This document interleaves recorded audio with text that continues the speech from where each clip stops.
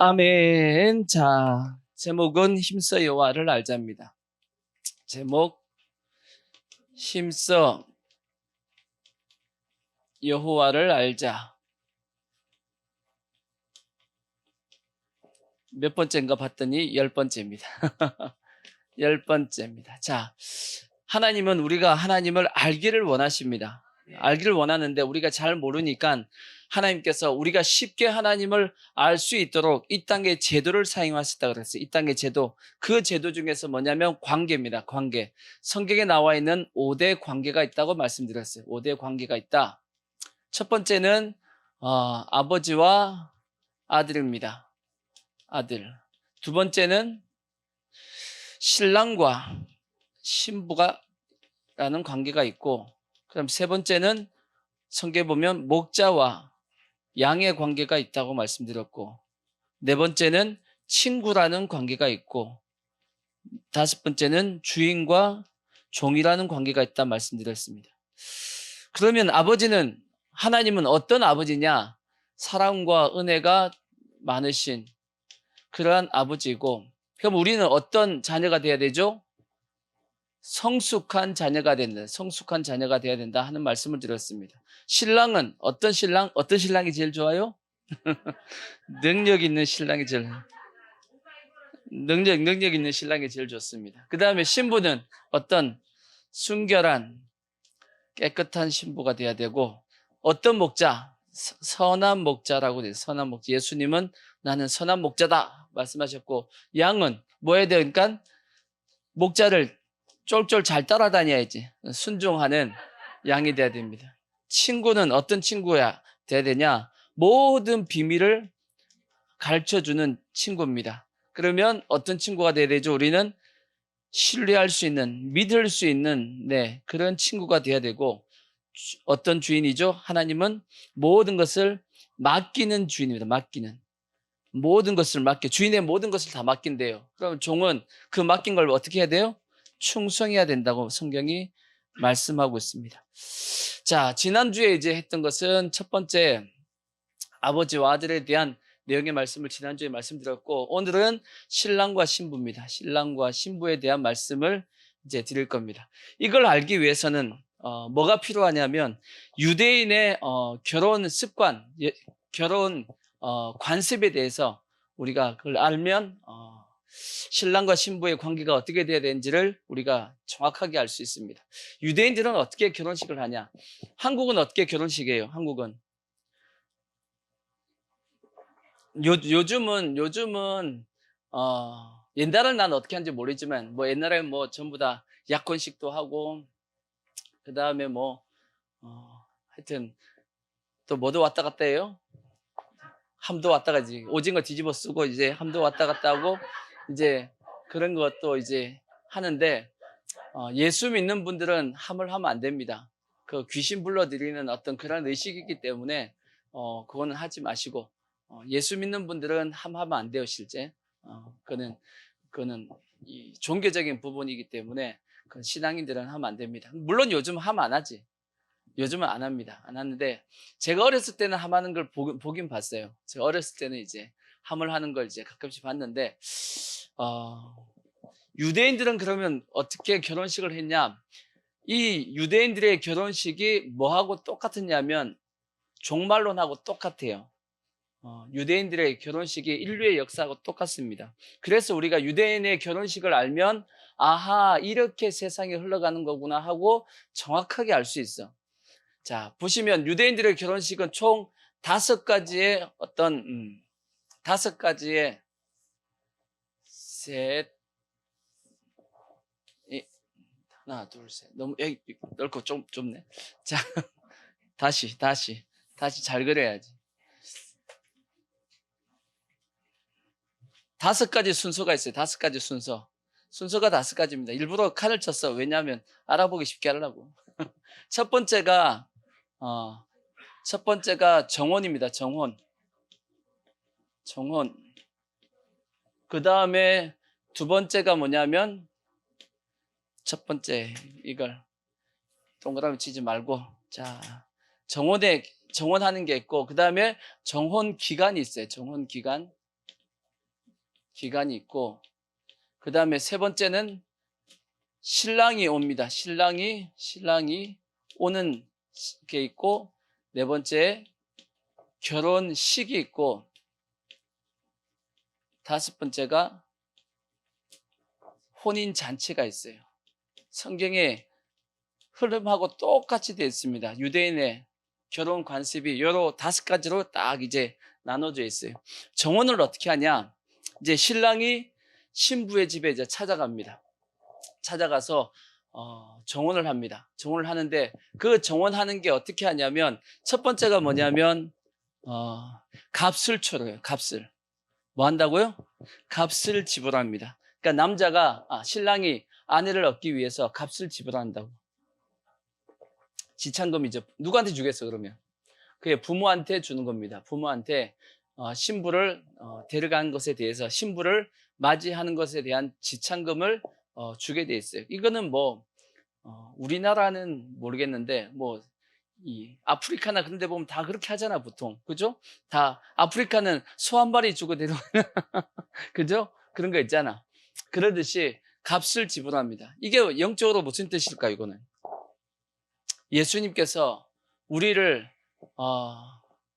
구원하시기 위해서 우리와 정혼하시기 위해서 뭐 하셨냐면 값을 지불하셨단 말이에요. 어떤 값을요? 십자가로서 자기 몸을 들여서 값을 지불했습니다. 그래서 자 그것도 성경 보자요. 고린도전서 6장 19절을 보시면 그렇게 되어 있어요.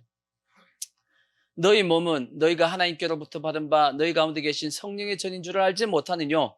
너희는 너희 자신의 것이 아니라 값으로 산 것이 되었은즉. 값으로 샀단 말이에요. 누가? 예수님께서 우리를 사기 위해서 무슨 값을 지불했어요? 자기 자신이 십자가에 죽는 값을 지불했다고. 이해가 되시죠? 그러니까 정혼할 때 일단은 값으로 사야 됩니다. 두 번째, 이제 그래서 값으로 사고 난 다음에 이제 정혼식을 하면서 뭘 하냐면 포도주 마십니다. 포도주를 마셔요. 포도주를 나누어 신랑과 신부가 나누어 마십니다. 그게 정혼식이었어요. 그러니까 포도주를 나누어 마셨다니까 딱 떠오르는 게 뭐예요? 딱 뭐가 떠오르죠? 성찬식이지. 포도주를 신랑과 신부가 정혼했다라는 것을 서로가 이제 하기 위해서 신랑과 신부가 포도주를 나누어 마십니다. 이게 성찬식이에요. 성찬식. 이해가 되시죠? 그 다음에 이제 세 번째가 뭐냐면 선물을 주고 갑니다. 신랑이 선물을 주고 가요. 선물을 주고 가면 신부는 요 정혼 기간 동안에 뭘 보면서 선물을 보며 신랑이 준 선물을 보면서 누굴 기억하냐면 신랑을 생각하고 기억합니다. 그 선물은 뭐겠어요 그러면? 예수님께서 우리에게 뭘 주고 가셨죠? 성령을 주고 가셨죠. 성령. 이 선물은 성령입니다. 다르게 또 하나의 선물은 뭐냐면 성경입니다. 성경이야. 요 두 가지의 선물을 주고 가셨거든 예수님께서. 이게 유대인들의 첫 번째 이제 정언하는 내용입니다. 값을 지불하고 그 다음에 포도주를 나눠 마시고 그 다음에 선물을 주고 갑니다. 그러고 나서 정원 기간이 있어. 정원 기간. 정원 기간은 약 1년 정도인데 1년 정도 지나면 신랑이 이제 다시 온단 말이에요. 이 정원 기간 동안 신랑은 뭐 하겠어요? 신랑은 자기 집에 돌아가서 뭐 한다? 처소를 예배하러 간다고. 처소를 예배. 신랑과 신부가 살 집을 준비한다라고 되어 있어요. 그래서 요한복음도 보면 요한복음 14장 1절을 보시면 그렇게 되어 있잖아.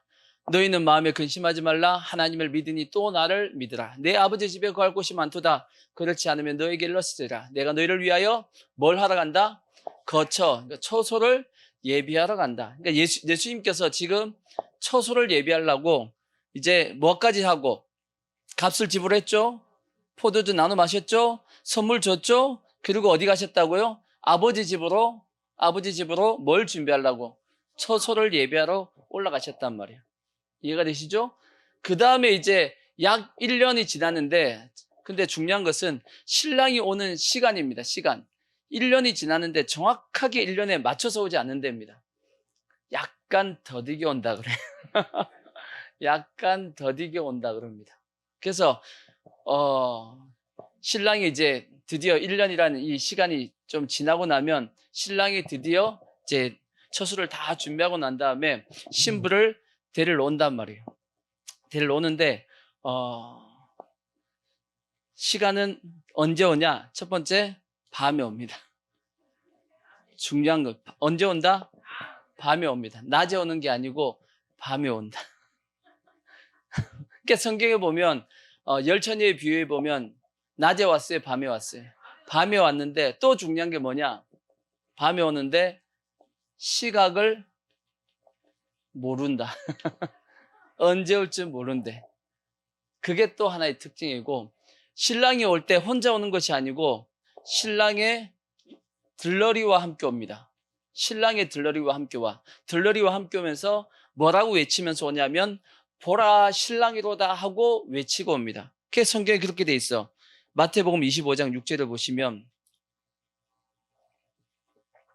마태복음 25장 6절 보시면 밤중에 소리가 나되 보라 신랑이로다 맞으러 나오라 하매 했다고 돼 있단 말이에요. 그와 마찬가지로 신랑이 올 때 들러리 누구겠어요? 이거는 여기는 천사입니다. 천사라고 보는 게 맞죠. 천사들이 어떻게 와요? 자, 빵빵빵 하고 천사의 호령과 나팔 소리와 함께 외치면서 옵니다. 이해가 되시죠? 이렇게 온단 말이에요. 근데 이제 요때 들러리가 이제 들러리를 데리고 오는데 누구도 또 들러리가 있냐면 신부의 들러리가 있어. 신부의 들러리가 있어. 신부의 들러리가 누구예요? 여기 성경에 나와 있는 등을 예비하고 갔는데 뭘 안 가져갔어요? 열처녀의 비유에 나오는 그 열처녀가 다 누구예요? 신부의 들러리입니다. 신부의 들러리인데 중요한 것은 신랑이 올 때도 뭐 하고 있어야 돼요? 등을 밝히고 미리 준비하고 있어야 돼. 이해가 되시죠? 그래서 기름을 준비해야 될 부분이 있고, 또 하나 이제 신랑이 이제 신부 집에 와가지고 신부를 저녁에 와가지고 신부를 데리고 어디로 가냐면 결혼식장으로 이제 갑니다. 그 저녁에 간단 말이에요. 이해가 되시죠? 근데 그 저녁에 결혼식 갈 때 어디로 가냐면 혼인 잔치가 있는 곳이지만 거기 결혼식을 하는 예식하는 곳이 있어요. 그걸 후파라 그래. 찾아보니까 후파라고 돼 있어. 후파가 뭔가 하고 봤더니 그냥 조그만한 천막이야. 천막처럼 만들어 놓고 우리가 결혼식 할 때 보면 외국 요즘 우리나라도 좀 고급스러운 데 가면 그 신랑과 신부가 앞에 딱 서 있는데 보면 위에다가 이렇게 천막처럼 쳐놓고 하는 데 있죠. 그런 거 같은 그게 후파라 그럽니다. 후파. 유대인들이 만드는 지붕같이 이렇게 이제 천막을 쳐놓고 그 안에서 하는 그걸 이제 후파라 그러는데 결혼식은 후파에서 하게 됩니다. 후파에서 이제 하게 되는데 신랑이 그 저녁에 이제 신부를 데리고 어디로 가요? 후파로 이제 데려간단 말이에요. 이해가 되시죠? 그때 이 들러리들, 신랑의 들러리와 신부의 들러리들이 앞에서 뭘 밝히고? 등을 밝히고 가야 됩니다. 그러니까 이 들러리들이 뭐가 충만해야 돼? 기름이 가득 있어야 돼. 여분의 기름을 그래서 가지고 가야 된다는 거예요. 없으면 이게 기다리다가 없어지고 그 다음에 한참 더 가야 되니까 기름이 없어지니까 안 된다라는 거지. 그래서 이제 후파에 이제 딱 갑니다. 후파에 가서 결혼식을 하는데 결혼식은 어떻게 하냐면 이제 두 번째 증인 2명이 필요합니다. 증인 몇 명이요? 이제 가족 중에 이제 증인 2명이 이제 증인을 씁니다. 증인을 쓰고 그 다음에 뭘 하냐? 세 번째 뭐 하냐면 반지를 나눕니다. 반지를 나누고 그 다음에 반지를 나누는 게 아니죠. 반지를 신랑이 신부에게 반지를 끼워줍니다. 결혼 반지를 끼워주고 네 번째 뭐 하냐면 혼인 증서가 있어요. 혼인 증서에 이제 남편이 뭐 하냐면 사인을 합니다. 서명을 하고 그 다음에 그 사인한 혼인 증서를 읽고 그 다음에 그걸 누구한테 주냐면 신부한테 줍니다. 그럼 신부는 이제 그걸 평생 간직을 해야 돼. 그 혼인 증서를. 아시겠죠? 그리고 이제 다섯 번째 어디로 가냐면 신방으로 갑니다. 어디 간다고요? 신방으로 간단 말이에요. 근데 그때까지 신랑은 신부의 이거 뭐죠? 이제 이거 너울이라 그러나요? 이거 면사포 이렇게 씌워서 다른 사람들이 신부를 못 보게 해. 못 보게 합니다. 못 보게 하고 그러니까 근데 이제 여기 후파에 갔을 때 이미 이제 혼인잔치에는 손님들이 가득 이제 기다리고 있는 거예요. 기다리고 있다가 혼인잔치는 언제 시작되냐? 신방에 들어갔던 신랑 신부가 이제 잠자리를 해서 신랑이 이제 나와서 신랑의 친구들에게 뭘 얘기해야 되냐면 신부가 순결한 신부였다 하는 것을 외쳐줍니다. 얘기해 준다고. 그렇게 하면 그때부터 뭐가 되냐면 혼인잔치가 시작됩니다. 혼인잔치가 그때부터 시작이야. 순결한 신부였다는 것이 증명이 되면 그 다음부터 이제 혼인잔치가 시작되는데 며칠 동안 하냐? 며칠 동안 할 것 같아요? 성경에 며칠 동안, 성경에는 혼인잔치 얼마 동안 한다고 그랬어요? 혼인잔치 얼마 동안 한다 그랬어요? 성경에는 혼인잔치 얼마 동안 해요? 맨날 들었잖아. 7년 혼인잔치 한다고 그렇게 들어놓고도. 아니, 여기서 7년 하면 안 되지. 여기서는 혼인잔치 7일 합니다, 7일. 7일 동안 한다고. 아니, 혼인잔치 7년 하면 어떡해. 살림 거들나 버리지. 살기도 전에 거들나 버린다. 그러니까 7일 동안 혼인잔치를 하는데, 그 사이에 신부는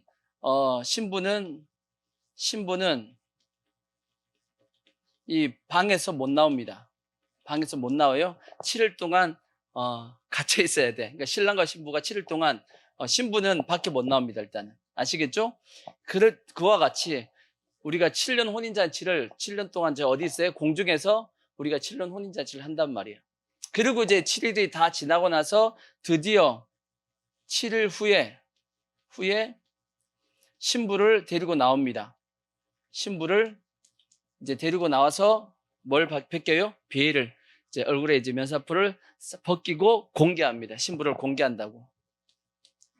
그리고 어디에 들어가요? 신랑이 예비한 그 처소로 갑니다. 그래서 신랑과 신부는 어떻게 해요? 행복하게 살았더래요. 이렇게 된다고. 이렇게 된다고. 이게 유대인들의 결혼이 이렇게 흘러간다고. 처음에 정혼하고 정혼 기간이 있고, 그 다음에 신랑이 오고, 그 다음에 결혼식을 하고, 그 다음에 이제 혼인잔치를 이렇게 이제 하게 되는데, 그럼 지금 우리는 지금 현재 어디에 있는 거예요, 지금? 우리가 지금 예수님의 신부잖아. 그죠? 신부잖아. 그럼 지금 우리는 어디에 있는 거예요? 지금 우리는 정혼 기간에 있는 거예요, 정혼 기간에. 정혼 기간이 있는데, 지금 거의 1년이 다 지난 거예요, 이제. 1년이 다 지났어. 올 때가 다 돼버렸습니다. 근데 언제 올지 몰라. 언제 올지 모르는데 예수님은 처소를 예배하러 가셨고 1년이 거의 다 됐고 이제 그러니까 우리는 기름 등불 준비해서 기다리고 있는 그 시점입니다. 이해가 되시죠? 그때 이 신부는 뭐 하고 있어야 되는 거예요? 신부는 뭐 하고 있어야 돼요? 신랑을 기다리면서 그렇죠. 단장하고 있어야지. 신부 단장을 하고 있습니다.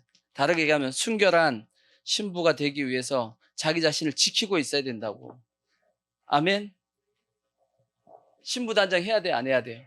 해야 된단 말이야. 얼굴도 잘 이렇게 피부 잘 관리하고, 그다음에 몸매도 관리하고, 몸매 관리해야 돼, 안 해야 돼? 꼭 결혼식 하기 전에 이게 드레스 맞추러 가가지고 꼭 여자분들이 치수를 한 치수 적은 걸 그냥 맞춰가지고 결혼식에 옷이 안 맞아가지고 끼워 넣는다고 그러면 안 되고 치수는 옷을 몸에 맞춰야 됩니다. 아시겠죠? 옷에다가 몸을 맞추려고 그러면 안 돼. 여자분들이 욕심이 있어가지고 자꾸 옷에다가 이쁜 옷에다가 자기 몸을 맞추려고 그러는데 그게 맞춰지냐고. 차고 넘치지. 하여튼 그렇습니다. 하여튼 근데 지금 우리는 어느 시점이냐면 예수님께서 올라가시고 처소를 예배하고 우리는 신부로서 순결한 신부로서의 어떤 모습을 갖춰야 될 시점이라고. 이해가 되시죠? 그래서 우리는 오늘 말씀이 이제 뭐냐면 어떻게 하면 그러면 우리가 순결한 신부가 될 것인가 하는 말씀을 이제 나눠봐야지. 아멘. 이해가 되시죠? 순결한 신부가 되기 위해서는 어떻게 해야 되냐? 오늘 말씀에 순결한 신부는 어떤 모습이다라고 되어 있냐면, 자, 오늘 말씀, 본문 말씀을 보시면 이렇게 되어 있잖아. 자, 요한계시록 19장 8절을 보시면 자, 7절부터 보시면 7절 보시면 우리가 즐거워하고 크게 기뻐하며 그에게 영광을 돌리세. 어린 양의 혼인 계약이 이르렀고 그의 아내가 자신을 준비하였으므로. 그 아내가 누구예요? 이게 우리란 말이에요. 우리. 어린 양이 누구예요? 예수님이 예수님과 그 신부된 우리를 준비했단 말이에요. 그러니까 어떻게 준비했냐고 봤더니 그에게 빛나고 깨끗한 무슨 옷? 세마포 옷을 입도록 허락하셨으니 이 세마포의 옷은 뭐다? 성도들의 옳은 행실이로다. 아멘. 그러니까 우리는 어떤 옷을 입어야 돼요? 옳은 행실의 옷을 입어야 돼. 이게 순결한 신부의 모습이다라고 오늘 요한계시록에서 말씀하고 있습니다. 예수님의 혼인잔치. 신부는 무슨 옷을 입어야 된다? 옳은 행실에 뭘 입어야 된다? 세마포, 빛나고 깨끗한 세마포 옷을 입어야 돼. 그래서 우리가 이 여자분들이 결혼식 할 때 깨끗한 흰 드레스 입는 게 그게 성경적이요. 성경적입니다. 그러니까 결혼식 때 또 이상한 다른 색 옷 입으려고 하지 마시고 한동안 뭐 다른 거 입겠다고 했던 사람들이 있어요. 근데 성경적으로는 뭘 입어야 된다? 흰 드레스 입는 게 그게 맞아. 그게 순결한 신부를 어떻게 보면 예표하는 모습의 옷입니다. 그러면 그 옳은 행실의 모습이 뭐냐? 어떻게 하면 순결한 신부가 되냐? 어려운 거 아닙니다. 자, 첫 번째, 신부는 가장 중요한 게 뭐겠어요? 당연히 누구를 사랑해야 돼? 그렇죠? 신랑만을 사랑해야 돼. 그렇죠? 신랑만을 사랑해야지. 그게 신랑도 사랑하고 땀눈도 사랑하면 돼야 안 돼요? 안 된단 말이에요. 당연히 신부는 오직 신랑만을 사랑해야 됩니다. 그게 당연한 거지. 근데 문제가 뭐냐? 저 신부는 누구예요? 오늘날 우리잖아. 우리인데 여러분은 예수님만 사랑하고 계시냐는 거지. 근데 성경에 보면 하나님만 사랑하는 게 아니었고 대다수의 오늘날 성도들이 누구도 사랑하냐면 세상도 같이 사랑한다라고 되어 있단 말이에요. 자, 요한일서 3장을 보시면 요한일서 2장 15절을 보시면 자, 이 세상이나 세상에 있는 것들을 뭐 하지 말라고요? 사랑하지 말라. 누구든지 세상을 사랑하면 아버지의 사랑이 그 안에 있지 아니하니. 그럼 우리가 세상을 사랑하는 게 뭐냐 하고 봤더니 이는 세상에 있는 모든 것이 육신의 정욕, 우리가 육신의 정욕을 사랑하고 안목의 정욕, 좋은 거 보려고 하는 안목의 정욕과 또 이생의 자랑, 이 땅에서 영광 받는 것을 그걸 좋아하니까 우리 속에 뭐가 없다라는 거예요. 예수님에 대한 신랑에 대한 사랑이 없어진다는 얘기입니다. 그러니까 예수님만 사랑해야 된다고 그랬잖아. 예수님께서 말씀했듯이 하나님과 재물을 뭐 할 수 없다? 겸하여 섬길 수 없다. 같이 사랑할 수 없다라는 거예요. 하나를 사랑하면 하나를 덜 사랑하고 하나를 또 사랑하면 또 하나를 덜 사랑하는 거지. 둘 다 똑같이 사랑하기는 불가능하다는 얘기입니다. 그죠? 요즘은 첩제도가 없잖아. 그죠? 우리나라는 첩제도가 없죠. 다 없어졌죠. 옛날에 있었지만 첩제도가 없는데 첩제도가 있는 나라들이 있단 말이에요. 지금도 있어요. 있단 말이에요. 그렇죠? 이슬람 같은 경우는 뭐 부인을 뭐 4명까지인가 뭐 둘 수 있고 뭐 3, 4명 둘 수 있고 한데 그러면 그 남편이 아내를 골고루 다 사랑하기가 되냐는 거지. 안 되는 겁니다. 한 사람 사랑하면 한 사람 덜 사랑하는 것이 그게 어쩔 수 없어요. 그거는. 그러니까 이게 골고루 다 사랑한다는 것 자체가 쉽지가 않습니다. 그러니까 안 된단 말이에요. 그러니까 마찬가지로 신앙도 마찬가지예요. 신랑만을 사랑해야지만 되는 건데 신랑도 사랑하고 또 다른 것도 사랑한다는 것 자체는 신랑을 사랑하지 않는다는 뜻이에요. 이건 절대적인 사랑입니다. 절대적인. 이런 얘기가 있잖아요. 한번 생각해봐요. 자기 아내가 364일을 나와 같이 있고 나머지 하루는 딴 놈하고 같이 있으면 그게 남편 사랑하는 거예요? 안 사랑하는 거예요? 아니, 어, 그게 딴 남자야? 그건 놈이지. 그건 놈이라 그래야지. 딴 남자 그러면 안 돼요. 그건 딴 놈이야. 딴 놈이고. 그러니까 그게 성립이 안 되는 거야. 온전히 자기 신랑만을 사랑해야 되는 거지. 364대 1 그게 아니란 얘기입니다. 그거는 100%가 다 와 있어야 되는 겁니다. 신앙도 똑같은 거예요. 하나님에 대해서는 우리가 오직 신랑만을 사랑하는 거지 세상의 어떤 것들을 사랑한다는 것 자체가 이미 신랑을 온전히 사랑하지 않는다는 것을 증명하는 모습이라고. 근데 제자들도 보십시오. 제자들도 예수님만 사랑했을까? 자, 성경에 한번 보시면 누가복음 22장 24절을 한번 보십시오. 누가복음 22장 24절을 보시면 이런 말씀이에요. 또 그들 사이에 그중 누가 크냐 하는 다툼이 난지라. 예수께서 이르시되 이방인의 임금들은 그들을 주관하며 그 집권자들은 은인이라 칭함을 받으나 너희는 그렇지 않을지니 너희 중에 큰 자는 젊은 자와 같고 다스리는 자는 섬기는 자와 같을지니라. 이런 말씀을 했거든. 근데 요 말씀이 어느 사건 뒤에 일어났냐 하고 봤더니 그 앞에 약간 올라가 봐요. 그 앞에 약간 올라가면 자, 뭐 하고 난 다음에 있냐? 자, 그쵸? 20절. 이 저녁 먹은 후에 잔도이와 차에 이르되 이 잔은 내 피로 세운 새 언약이니 곧 너희를 위하여 붓는 것이라. 뭐 한 거죠? 성찬식이요. 성찬식이는 그 뭐예요? 포도주. 뭐 한 거예요? 정혼이 이루어진 예수님과 제자들 간의 영적인 어떻게 보면 신랑과 신부의 관계가 여기서 아까 제가 빼먹은 게 뭐냐면 여기까지가 이미 결혼이 완성이 된 겁니다. 혼인 관계가 완성된 거예요. 혼인 관계가 뭐 했다고요? 완성이 된 겁니다. 우리나라 같은 경우는 약혼식하고 파혼을 했어. 그러면 그 여자분, 남자분은 결혼했다 그래요? 안 했다 그래요? 안 했다 그러지. 근데 유대인은 이미 이 정혼을 하고 나버리면 혼인 관계가 성립이 돼버려. 같이 안 살아도 법적으로 성립이 돼버린다고. 근데 요 사이에 문제가 생긴 여자분이 있었죠. 그 여자분이 누구죠? 그게 마리아란 말이에요. 마리아가 정혼을 했는데 아이를 가져버렸네. 그랬더니 요셉이라는 사람이 어떤 마음이었겠어요? 속상하죠. 화가 났겠죠. 근데 요셉은 어떤 사람이라? 요셉은 의로운 사람이라. 성경 보면 요셉은 의로운 사람이라 어떻게 하려고 그랬다고요? 가만히 끊고자 했다고. 그냥 모른 채 하고 그냥 저 여인 나중에 뭐 안 하려고 안 찾아가려고 안 찾아가고 그냥 놔두려고. 왜?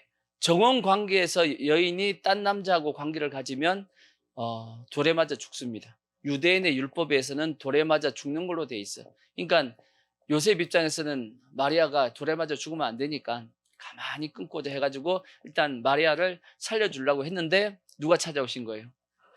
천사가 와가지고 가브리엘 천사가 와가지고 그 여인이 잉태한 것은 성령으로 된 것이니까 데려오기를 두려워하지 말라 하고 그에게 나실 일을 하면서 이제 임마누엘이라 하고 그렇게 말씀했다고. 아멘. 그때 이제 그와 같이 이미 요 자체가 이 정혼을 한 것은 뭐가 완성됐다고요? 혼인 관계가 완성이 된 겁니다. 제자들도 성찬식을 했으니까 이미 언약을 했잖아. 새 언약이라고. 언약이 됐단 말이에요. 결혼 관계가 이제 된 거예요. 그러면 누구만을 사랑해야 돼? 예수님만을 사랑해야 된단 말이야. 근데 제자들은 예수님만을 사랑했나요? 아니잖아. 그 밑에 뭐 하고 있었어요? 누가 더 크냐 하고 누가 더 크냐 하는 게 그게 뭔 뜻이에요? 내가 더 높다. 내가 더 높다. 그럼 뭘 사랑한 거예요? 세상 권세를 더 사랑한 거야. 세상의 권력과 권세를 더 사랑한 거겠죠. 그러니까 제자들까지도 이 예수님만을 온전히 사랑하지 못했던 겁니다.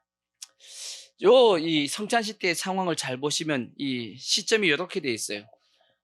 이 제자들이 성찬식을 하고 난 다음에 누가 크냐고 싸우고 난 다음에 일어났던 사건이 뭐냐면 뭐가 일어났겠어요? 그게 세족식입니다. 세족식. 그러니까 예수님께서 성찬식을 하고 나서 있는 성찬식 하고 난 뒤에 지들끼리 수근수근 하면서 이제 누가 크다 하니까 예수님께서 딱 보니까 뭔 짓 하고 있어요? 누가 크냐고 싸우고 있는 거야. 근데 왜 누가 크냐고 싸웠겠어요? 누가 크냐고 왜 싸웠겠어? 이유는 뭐냐면 그 마태복음에 또 기록이 돼서 마태복음 20장에 보면 예수님께서 드디어 이제 예루살렘으로 올라가는 길에 누가 등장을 해요? 요한과 야고보의 엄마가 나타납니다. 세베대의 부인이 나타나. 요한과 야고보의 엄마가 나타나가지고 예수님에게 로비를 했다고. 예수님, 당신의 나라가 이 땅에 임할 때 우리 아들 둘, 야고보와 요한을 예수님의 좌회전과 우회전으로 세워달라고 그렇게 로비를 했다고. 그러니까 그걸 본 이 제자들이 화가 난 겁니다. 화가 난 거예요. 근데 이제 예수님께서 그때 하셨던 말씀이 방금 읽었던 요 말씀하고 똑같이 말씀했어요. 누구든지 으뜸이 되기 위해서 뭐 해야 된다? 종이 돼야 된다 하고 섬기는 자가 큰 자다 하고 말씀했단 말이야. 근데 제자들은 그걸 알아들었어요? 못 알아들었어요? 못 알아들었어. 그리고 나서 또 이제 예수님께서 죽기 직전에 성찬식을 했는데 성찬식 하고 나서도 이것들이 뭐 하고 있네? 누가 크고 크냐 하고 싸우고 있네? 예수님이 얼마나 답답했겠어? 안 그러겠어요? 저것들은 가르쳐도 못 알아들어. 못 알아들어. 그래서 예수님께서 안 되겠다 싶어가지고 밖을 나가시더니 뭘 들고 들어왔어요? 대야에다가 물을 떠가지고 가지고 들어온 거야. 가지고 들어와가지고 제자들 한 명씩 뭐 했어요? 발을 씻겼단 말이에요. 유대인들은 밥을 먹을 때 어떻게 먹냐면 누워서 먹습니다. 절대 안 좋은 습관이에요. 비스듬히 이렇게 누워가지고 의자가 있고 탁자가 있는 게 아니고 상이 있는 것이 아니고 바닥에서 이렇게 누워서 이렇게 먹어요. 누워서 이렇게 먹는다. 그래서 누워서 먹었기 때문에 성경에 보면 사도 요한이 예수님이 어디 있었어요? 가슴에 누워버렸어요. 이렇게 사도 요한이 그 제자 12제자 중에서 나이가 제일 적은 게 이제 사도 요한이었단 말이에요. 그러니까 제가 보기에는 사도 요한이 예수님에게 애교를 많이 떨었던 것 같아. 그러니까 그만큼 사도 요한이 예수님을 사랑한 것도 있고 예수님께서도 사도 요한이 나이가 제일 적으니까 이쁘게 또 보신 것 같아. 그러니까 또 예수님 옆에 앉아가지고 또 세 제자 중에 한 명이잖아요. 성찬식 하는데 또 예수님 가슴에 누워있어. 가슴에 누워가지고 예수님께서 너희 중에 한 명이 나를 판다 그랬더니 어떻게 해요? 베드로가 요한에게 눈치 줍니다. 물어봤더니 요한이 예수님을 보면서 어떻게 해요? 누구예요? 이렇게 물어보잖아. 성경에 보면 그런 내용이 있다고. 하여튼 그런 상황인데 성찬식까지 했던 제자들까지도 누가 크냐고 세상의 영광을 더 사랑했다라는 겁니다. 그러니까 예수님께서 하도 못 알아들으니까 대야에다가 물을 받아와가지고 제자들의 발을 씻기는데 앉아있는 제자들의 발을 씻기기 위해서 뭐가 필요하냐면 예수님이 무릎을 꿇어야 돼요. 그렇잖아. 서서 어떻게 하냐고. 제자의 발을 씻기려고 그러면 내가 꿇어야지. 꿇어서 발을 씻겨야지. 그랬더니 그걸 누가 말려요? 베드로가 말립니다. 어찌 주와 선생 대신 예수님께서 우리의 발을 씻길 수 있냐고. 무릎을 꿇을 수 있냐고. 나는 안 한다고. 그랬더니 예수님께서 뭐라 말씀해요? 너 발 안 씻으면 나와 상관이 없다. 그랬더니 예수님께서 다 씻어달라 그래. 네, 베드로가 다 씻어달라고 그랬더니 이미 목욕한 자는 뭐 할 필요가 없다? 발만 씻으면 된다 하고 예수님께서 말씀하고 내가 이렇게 주와 선생이 되어서 너희들 섬긴 것처럼 너희들도 어떻게 해야 된다고요? 섬기는 자가 되어야 된다 하고 실제적으로 예수님께서 이제 퍼포먼스를 한 겁니다. 이렇게 보여주신 거야. 이렇게 해야 된다라고. 이해가 되시죠? 그러니까 제자들까지도 성찬식까지 한 제자들까지도 세상을 사랑했다라면 오늘날 우리는 어떠냐는 거지. 오늘날 우리는 어때요? 여러분 세상 사랑해요? 안 사랑해요? 우리는 이렇게 다들 생각한다고. 아까 했던 것처럼 하루만 그 하루가 뭐예요? 하루가 전체야. 하루만이라고 생각하지만 그 하루가 뭐다? 그게 전체입니다. 아시겠죠? 그러니까 우리는 온전히 누굴 사랑해야 돼요? 신랑만을 사랑해야 돼. 그러니까 하나님을 사랑하되 어떻게 사랑하라고 예수님께서 말씀했냐면 마음을 다하고 뜻을 다하고 힘을 다하고 목숨을 다하여 주 너희 하나님을 사랑하라. 아멘. 말은 아멘이 쉬운데 막상 하기는 쉽지가 않습니다. 하여튼 우리가 순결한 신부가 되기 위해서는 누구만을 사랑하자? 신랑만을 사랑하는 신부가 되자는 거지. 아멘. 두 번째는 그러면 뭐 해야 되냐? 뭘 지켜야 되냐? 정결을 지켜야 돼요. 정절이라 그래야 되죠? 순결을 지켜야 되지. 순결을 지켜야 돼. 깨끗해야 된단 말이에요, 신부는. 아멘. 아까 얘기했듯이 신랑이 뭘 확인해요? 여인의 순결을 확인한단 말이에요. 뭐 이런 얘기도 있습니다. 만약에 이제 신랑이 봤더니 순결하지가 않아. 순결하지가 않아. 근데 그때는 어떻게 하냐? 신랑이 이제 진짜 신부를 사랑하면 자기 피를 냅니다. 자기 피를 내 가지고 그걸 보여줘. 신부가 순결했다라고 이제 거짓으로 이제 신부를 살리려고 그런 경우도 있다라는 이제 얘기가 있었는데, 하여튼 신부는 뭘 지켜야 되냐면 순결을 지켜야 됩니다. 깨끗한 신부가 돼야 된다고. 아멘. 그러듯이 동일하게 오늘날도 우리의 뭘 지켜야 되냐면 우리의 신앙의 정절을 지켜야 돼. 우리의 신앙이 뭐 해야 되냐면 깨끗해야 된다고. 아멘. 근데 이 깨끗한 것을 방해하는 놈이 있겠어요, 없겠어요? 있죠. 누구겠어요?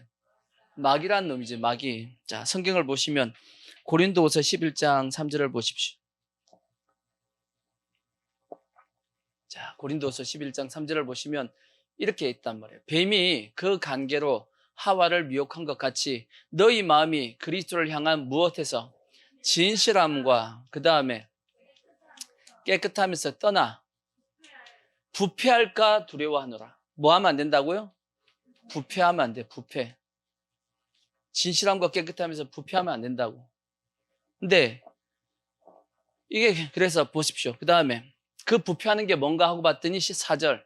만일 누가 가서 우리가 전파하지 아니한 다른 예수를 전파하거나 혹은 너희가 받지 아니한 다른 영을 받게 하거나 혹은 너희가 받지 아니한 다른 복음을 받게 할 때 너희가 잘 용납하는구나. 이 부패하는 것이 뭐가 부패케 만든다고요? 이게 다른 복음, 다른 예수, 다른 영, 다른 복음. 그래서 전체적으로 보면 다른 복음이에요. 정상적인 복음이 아닌 다른 복음이 우리를 뭐하게 한다? 진실함에서 깨끗하면서 떠나게 해서 부패하게 만든다라는 거예요. 그럼 예수님 당시는 그들의 깨끗함과 진실함을 부패케 했던 게 뭐예요? 그것이 바리새인과 서기관들의 누룩, 사두개인의 누룩이라고 예수님께서 말씀했어요. 그들의 교훈이다 하고 예수님께서 말씀했어요. 그들의 유대인들의 신앙을 부패케 만들었죠. 초대교회에서는 그들의 신앙을 부패하게 만들었던 게 뭐죠? 그게 율법주의와 영지주의라고 합니다. 숱하게 설교를 했는데 다 기억이 안 나겠지만 하여튼 율법주의와 영지주의라는 것이 있어요. 그 중세 교황의 천주교입니다. 천주교가 완전히 하나님의 말씀을 완전히 변형시켜가지고 자기들의 권력을 위해서 종교를 이용해 먹었다고. 그래서 온 전체가 부패와 타락을 했단 말이에요, 신앙이. 그 다음에 이제 그래가지고 일어났던 것이 종교개혁이었죠.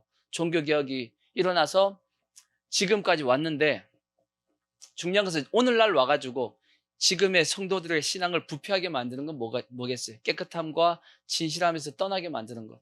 한동안 한국 교회를 부패하게 만들었던 것은 기복신앙, 번영신학이었습니다.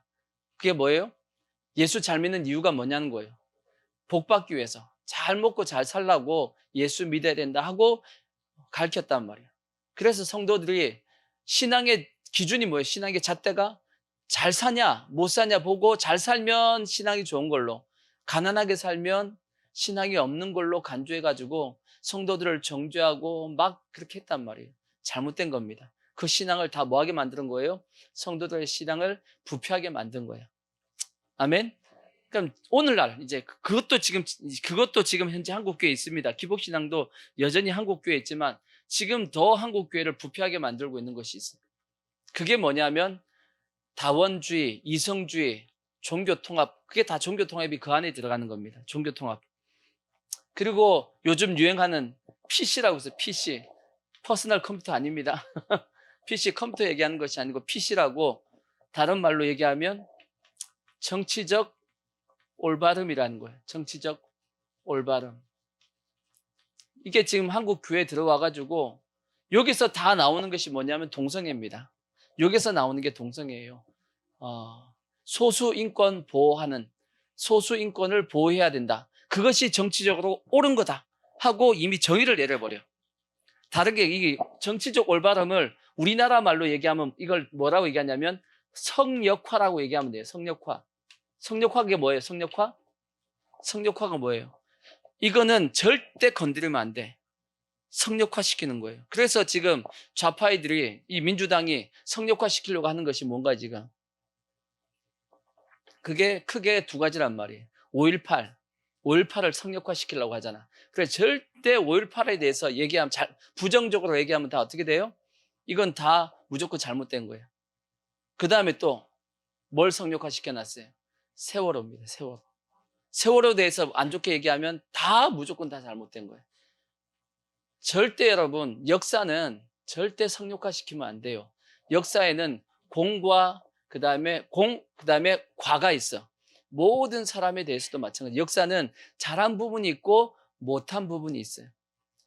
보수 쪽에서 존경하는 사람이 누구예요? 크게 두 사람이죠. 이승만과 박정희도 똑같습니다. 공이 있고 또 과가 있어요. 이승만 대통령의 공이 뭐예요? 이 나라를 자유민주주의, 시장경제, 한미동맹, 기독교 입국론 해가지고 이 나라를 딱 세웠단 말이에요. 그 세운 토대 위에 박정희 대통령이 경제를 발전시켰단 말이에요. 그게 공이야, 공. 그럼 과는 뭐예요? 과는. 이승만 대통령의 과는, 이승만 대통령의 나이가 들어가지고 이제 판단이 이제 어떻게 보면 전체를 다 틀어지지를 못한 거예요. 근데 그 밑에 부통령부터 시작해가지고 자유당이죠. 밑에서 이제 부패가 했던 겁니다. 부패해가지고 그 이기붕을 중심해가지고 부정선거를 했단 말이에요. 근데 그 부정선거를 한 걸 이승만이 알아요, 몰라요? 몰랐습니다. 몰랐단 말이에요. 나중에 부정선거 한 걸 알고 이승만이 책임을 지고 그래서 스스로 하야했던 겁니다. 하야하고 하와이를 떠났던 거예요. 그래서 이제 그게 이 이승만 대통령이 말년에 자신이 정치를 온전히 제대로 하지 못한 것에 대한 과가 있단 말이에요. 근데 이 좌파애들은 오직 뭐만 얘기해요? 그 과만 얘기해. 그리고 6.25 때 뭐 이승만이 먼저 도망갔다느니 다 거짓말 해가지고 그때 당시 상황은 생각 안 하고 무조건 뭐 과실로 그냥 이승만이 독재했다 하고 과를 지금 얘기하고 가르쳤단 말이에요. 그러듯이 모든 인물과 사건에는 뭐가 있냐면 공이 있고 과가 있어요. 그래서 역사는 절대 뭐 하면 안 된다? 성역화 시켜놓으면 안 됩니다. 우리나라 사람들이 가장 존경하는 위인, 그러면 우리나라 사람들이 누구예요? 이순신하고 세종대왕이잖아. 그죠?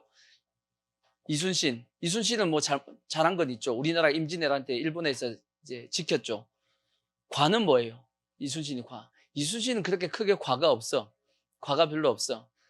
마지막에 이순신이 죽은 것도 희생한 것 같다는 생각이 솔직히 들거든. 일부러 죽었던 것 같다는 생각도 듭니다. 왜냐하면 자기로 인해서 나라가 혼란스러워질까봐 그랬다라는 생각도 드는데 그건 모르고 넘어가고. 근데 세종대왕 같은 경우는 공이 큽니다. 한글을 만들고, 그죠? 해가지고 백성들이 글자를 몰라가지고 고통당하는 것을 없게 해야겠다라고 한글을 만들었단 말이에요. 엄청난 공을 했죠. 근데 그에게는 또 정반대의 엄청난 과가 있습니다. 그게 뭐예요? 그것이 노비제도라는 인류 역사에 유일하게 이 조선시대에만 있는 노비제도를 만들었다고. 그게 뭐예요? 자기 민족을 노예로 삼았어요. 이 인류의 자기 민족을 노예로 삼은 나라는 우리나라 조선밖에 없습니다. 왜냐하면 대다수의 모든 노비는 전쟁을 해가지고 잡아와서 노비를 시켜, 종을 시킨다고. 근데 우리나라는 어떻게 해요? 전쟁을 안 하니까, 외국에 나와서 못 잡아오니까 어떻게 해요? 자체 국민을 노비를 만드는 거예요. 그게 누가 만들었냐면 그게 세종대왕이 그렇게 한 겁니다. 세종대왕이 그 문을 확 열어버렸단 말이에요. 그러니까 그게 조선을 망하게 하는 그게 지름길이었단 말이에요. 그러니까 엄청나게 공이 있고 엄청나도 과도 있는 거예요. 그러니까 공과 과가 다 있는 거예요, 사람은. 100% 온전한 사람은 성경에 딱 한 번밖에 없어요. 예수님밖에 없다라고 돼 있어. 의인은 없나니 한 사람도 없어요. 오직 예수밖에 없어. 아멘. 모든 사람은 다 죄라는 걸 가지고 있단 말이에요. 그래서 정치도 마찬가지예요. 이 정치적인 올바름이라는 게 뭐냐면 지금 얘기하듯이 어떤 분야에 대한 성역화를 딱 해가지고 그 부분에 대해서 부정적으로 얘기하고 다른 시각으로 보면 무조건 잘못됐다고 공격하는 거예요. 그래서 소수인권을 보호해야 된다라고 하는 정치적인 올바름을 딱 만들어 놓고 그래가지고 마치 동성애나 이러한 소수 사람들이 하고 있는 그것을 보호해야 된다 해가지고 그것을 잘못됐다고 공격하면 그걸 마치 보수다 그러면서 공격하고 막 공격하고 있는 그게 다 뭐냐면 그게 피시주의예요. 피시주의.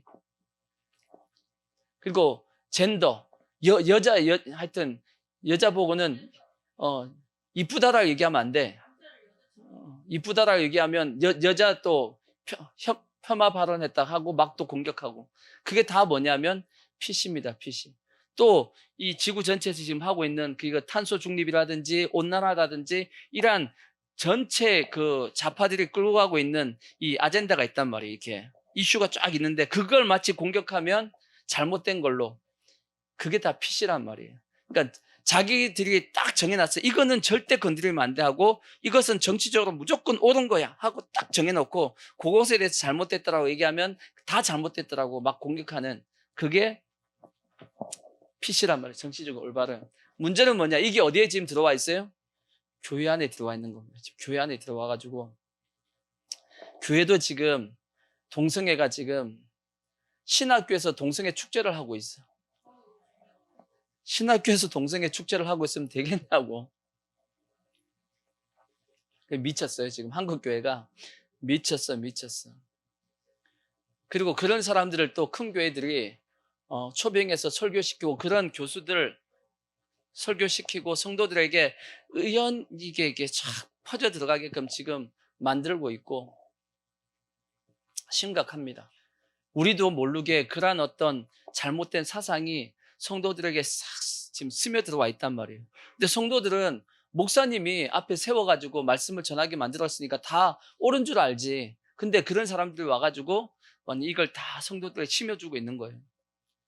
다 어떻게 하고 있냐면 그들의 심령을 진실함과 깨끗함에서 떠나 부패하게 지금 만들고 있다고 한국 교회가. 그래서 정신 바짝 차려야 됩니다. 지금 조심하지 않으면 잘못된 지금 부패한 어떤 잘못된 신학적인 어떤 그런 것들이 나도 모르게 지금 그게 오염돼 가지고 깨끗함과 진실함이 떠나 부패할 수 있는 그래서 위험할 수 있다고. 순결한 신부에서 지금 탈락될 수 있는 위기가 한국교회에 지금 다분하게 있다는 겁니다. 아멘. 그래서 절대 오직 우리는 진리는 뭐밖에 없다. 예수와 성경밖에 없어. 이 성경에서 잘못됐다 그러면 잘못된 거예요. 세상의 흐름과 세상이 아무리 이것이 옳다라고 아무리 정치적인 올바름이라고 막 얘기한다 할지라도 성경에서 보니까 그 잘못됐어. 그럼 뭐 한 거예요? 잘못된 거야. 이렇게 얘기하는 거예요. 우리는 그렇게 해야 된다고. 아무리 동성애가 분위기가 지금 소수인권을 보유해야 된다고 해가지고 이런 사람 저런 사람 다 받아들여야 된다. 아무리 얘기해도 그거 성경에서 뭐라고 말씀하고 있어요? 그거 죄래. 그거 죄야. 이렇게 얘기해야 된다고.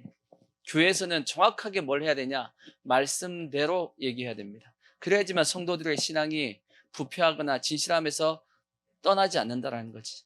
아멘? 근데 점점 시대가 점점 더 지금 현재 저런 방향으로 한국 교회가 가고 있습니다. 위기예요, 위기. 진짜 우리나라 60년대, 70년대 깨끗한 성도들의 그 순수했던 신앙이 지금 다 없어져 버렸어, 지금. 한국 교회가 진짜 60년대, 70년대 날마다 철야 기도하고 나라를 위해서 기도하고 지금 있어요? 없어 지금. 그런 거 다 없어졌어요. 안 그런가요? 한국 교회 철야 기도하는 데 있어요 지금? 덜어는 있겠죠. 근데 옛날에는 다 철야했어. 금요 기도회 하면 다 철야 기도했어. 근데 요즘 철야 기도 다 사라졌죠. 다 지금 목회자들의 어떤 질도 다 솔직히 떨어졌고 저부터도 마찬가지고 옛날 그들이 순수하게 가졌던 목회자들이 가졌던 그러한 어떤 의식과는 지금 우리는 많이 부패해져 있는 우리의 모습이란 말이에요. 그나마 이거라도 알고 있으면 다행인데 문제는 이것이 당연한 걸로 지금 생각하고 있는 세대가 지금의 세대이기 때문에 그게 위험한 거예요. 그런 세대들이 또 설교를 하면 성도들의 수준은 더 어떻게 돼요? 거기서 더 낮아져. 그래서 지금 위험한 겁니다. 하여튼 지금 현재 그런 시대가 되고 있으니까 우리는 절대 우리의 정절, 순결을 뺏기면 안 됩니다. 잘 하나님 말씀 중심에서 가지셔야 되고, 그 다음에 또 이제 빨리 끝내야 돼. 시간이 다 돼서 신랑을 뭐 하면 안 되냐? 뭐 하면 안 돼요? 의심하면 안 돼. 아시겠죠? 신랑이 지금 어디 갔어요, 지금? 처소를 준비하러 갔단 말이야. 가서 뭐라고 약속했어요? 온다 그랬어? 안 온다 그랬어? 온다고 했으면 믿어야 될 거 아니야. 믿어야 돼, 안 믿어야 돼? 근데 지금 안 믿고 있는 성도들 많단 말이에요. 예수님이 다시 온다는 말씀을 믿어요, 안 믿어요? 여러분은 믿는데 오늘 한국교회 성도들이 안 믿는 성도들 많어. 이거 안 믿는 성도들. 예수님은 믿는데, 근데 예수님이 다시 오는 건 안 믿는데.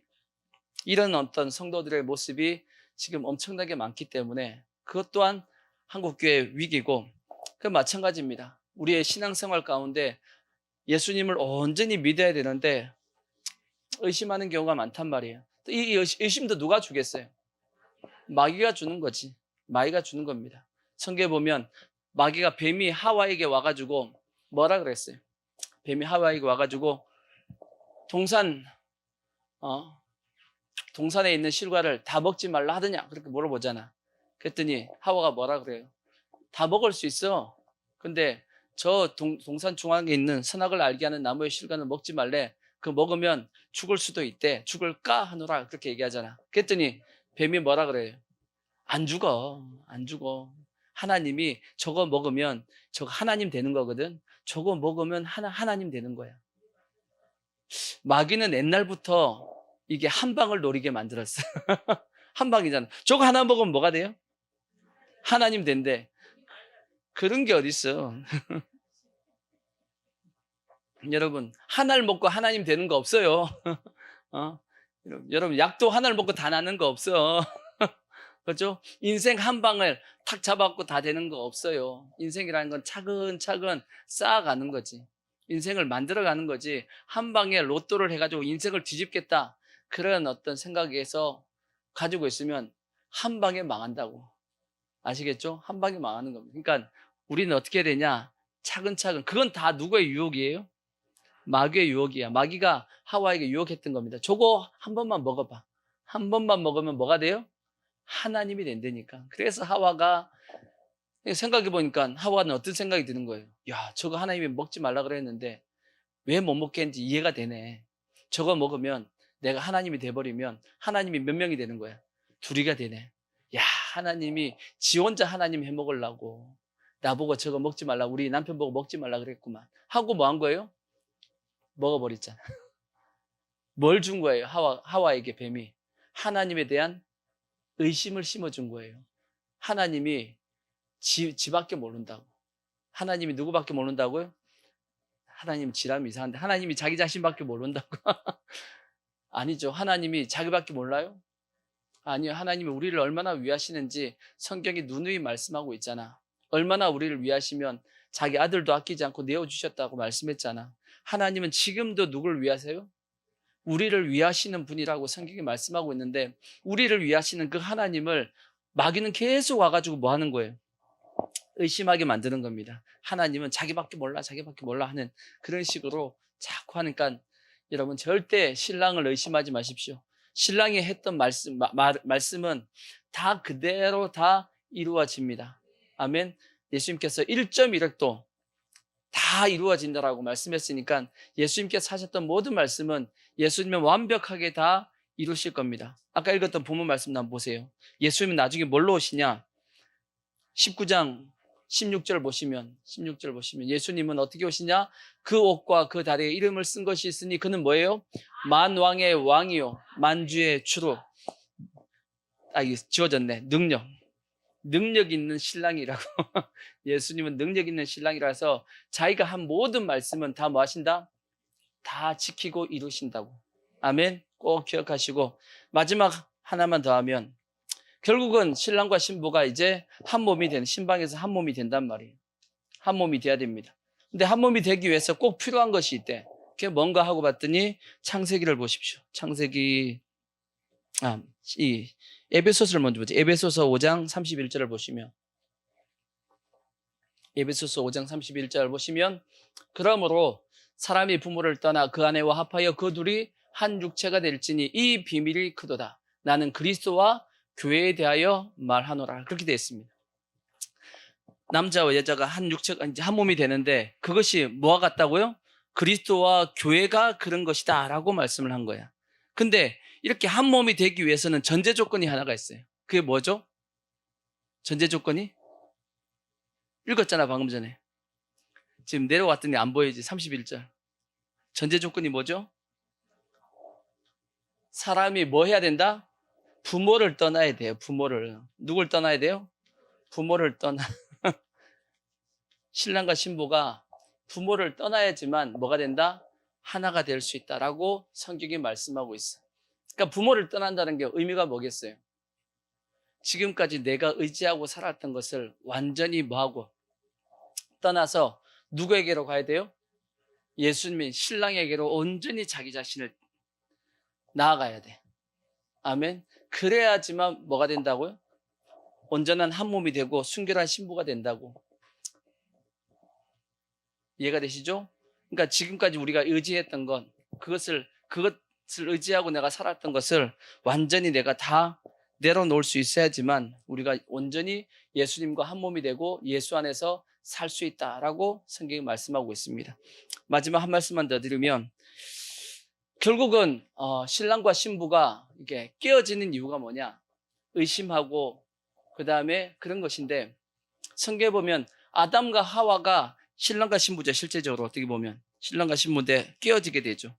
깨어졌던 이유가 뭐였죠? 그 속에 죄가 들어왔기 때문에. 자, 성경 한 말씀 보시면 이 말씀 보고 기도. 창세기 2장 23절을 보십시오. 2장 23절. 제일 처음에 하와가 딱 왔을 때 아담이 하나님 앞에 뭐라고 얘기하냐면 이렇게 얘기해요. 하와를 보면서 뭐라고 얘기하냐 이렇게 얘기해요. 아담이 이르되 이는 내 뼈 중에 뼈요 살 중에 살이라. 이것을 남자에게 취하였은즉 여자라 부르리라 하니라. 자기 하와를 보면서 뭐라고 얘기해요? 내 뼈 중에 뼈라고. 얼마나 사랑스러웠으면 그렇게 얘기했겠냐고. 근데 나중에 죄를 짓고 났더니 창세기 3장 12절에 보시면 뭐라 그래요? 아담이 이르되 하나님이 주셔서 나와 함께 있게 하신 저 여자 그가 그 나무 열매를 내게 주어서 내가 먹겠다. 하와를 뭐라 그러냐면 저 여자예요. 하나님이 나한테 준 그 여자가 방금 전까지 뭐라 그랬는데 내 뼈 중에 뼈요 살 중에 살이라 그랬는데 지금 아담과 하와의 관계가 어떻게 해요? 깨져버렸어. 뭐가 들어왔더니 죄라는 놈이 들어왔더니. 그러니까 부부 사이에는 절대 서로가 정죄하시면 안 돼. 서로 정죄하고 하면 그 사이에 죄라는 것이 딱 들어와 버리면 관계가 깨져버립니다. 그러니까 서로가 정죄하지 않아야 돼. 아시겠죠? 그러니까 하여튼 오늘 말씀에 우리는 지금 현재 어느 기간을 살고 있냐면 종혼 기간을 지금 살고 있는 겁니다. 신랑이 처소를 준비해가지고 올 겁니다. 아멘? 온단 말이에요. 오기 전에 우리는 뭘 하고 있어야 돼요? 순결한 신부로서 우리를 준비하고 있어서 뭘 입고 있어야 돼? 나중에 세마포, 깨끗한 옳은 행실의 세마포를 입어야 됩니다. 아멘? 그러기 위해서는 뭐만을 사랑하자? 신랑만을 사랑해야 됩니다. 아멘? 세상에 그 어떤 거 사랑하면 돼요? 안 돼요? 안 되고. 그 다음에 우리의 뭘 지켜야 된다? 정절, 순결을 지켜주셔야 됩니다. 아멘? 우리의 신앙이 진실함과 깨끗함에서 떠나 부패하지 않도록 자기 자신을 잘 지키시고 그 다음에 누굴 의심하지 말자? 신랑은 약속한 거 다 지킬 거야. 아멘? 왜? 능력이 있거든. 능력이 있으니까 다 지킬 겁니다. 절대 의심하지 마시고 마지막에 한 몸이 되기 위해서는 지금까지 내가 의지했던 거 다 떠나야 됩니다. 오직 신랑만을 바라보고 신랑만을 의지하는 그러한 신앙이 되어서 신랑이 왔을 때 신부를 어떻게 해야 되냐? 기뻐해야 돼. 아멘. 신랑을 기뻐하는 신부가 꼭 되시기를 주의 이름으로 부탁의 말씀을 드리겠습니다.